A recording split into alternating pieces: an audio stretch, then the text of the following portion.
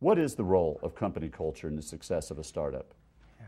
Yeah. I know it's a generic question, but what is your personal philosophy about that? I want them to hear that. Well, I think by and large, pretty much all of the most successful tech companies, and by most successful I mean over a long run, all had very strong cultures. I mean, Microsoft was a certain kind of place. Hewlett-Packard was a certain kind of place. And everybody sort of knows what it is. There are certain things that are valued. There are certain types of personalities and certain behaviors that are these are the stars, this is how we do things. This is opposed to companies that don't particularly have a strong culture. So that's point one. Okay. Point two is, I think, founders play an enormous role in setting the tone of the company culture. And whether they do it consciously or not, certainly if they do it consciously, even more so. But, for many years, you would see at Microsoft all of these mid-level managers that were little Bill Gates clones or trying to be. And I can only imagine that now at Facebook, people are trying to figure out how to be the next Mark Zuckerberg, Lots of Adidas shoes. What's that? Lots of Adidas sandals. Yeah. So in my situation, and I'll just spend a brief 30 seconds on a little bit of background. I went to MIT, I went to business school, I dropped out, but I'm mostly self-educated in computers. What I did after college, and I did grow up in the 60s, is I was a disc jockey at a progressive rock radio station, and then I was a meditation teacher, and I got a master's degree in counseling psychology. So a very non-traditional kind of background, and stumbled into personal computers. I was kind of waiting for them to be invented. Had always been very good at math. No, and fell in love with PCs, and they changed my life. And this is so early. Like, I got into PCs in '78. It was like 3 years before the IBM PC even came out.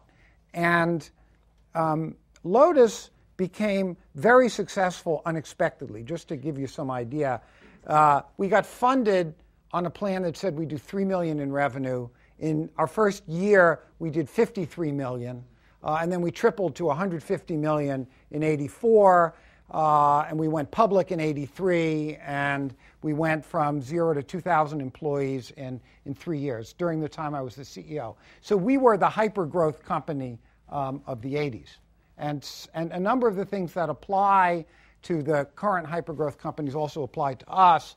One was, we were so successful, there was nobody to tell us we couldn't do stuff, So that was great. And given my background, I had always had a bad attitude as an employee. I had problems with authority, and gave you a little bit of my background. And here I was, the CEO of this company.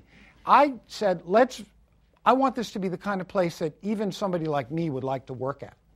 And so, and because there was nobody to say we couldn't do that, we built a culture that took people very seriously. And let me just give you one, for instance, which is, like, lots of companies have corporate values.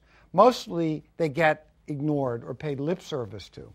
We value openness and accountability and transparency. What we did at Lotus was we not only had corporate values, but we also measured our performance on them.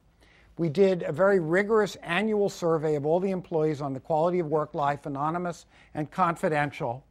And we not only measured how things were going, but we had management accountability, because a part of managers' bonuses was literally tied to how well the people who worked for them evaluated them, not just talking the talk, but walk the walk of corporate values.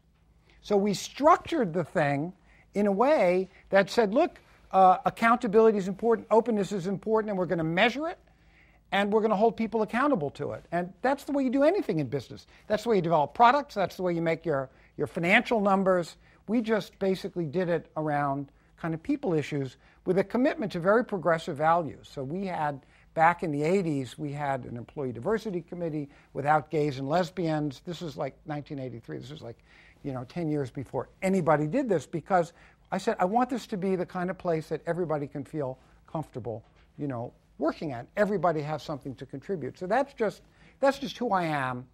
And I was fortunate at Lotus to have an opportunity to do this big experiment. And the legacy of Lotus is not so much in product. There was 123 supplanted by Excel. There was Lotus Notes acquired by IBM in the mid-90s. But there are thousands of Lotus alumni for whom, and it's an East Coast company, it was in Cambridge, so it's less felt out here. Yeah. It was the most important employment experience of their life, and they carry things forward with them to all the other places they worked about how we did things and how we handled things. That might be what you're most proud of. I am most proud of that. Yeah, I'm very proud of that.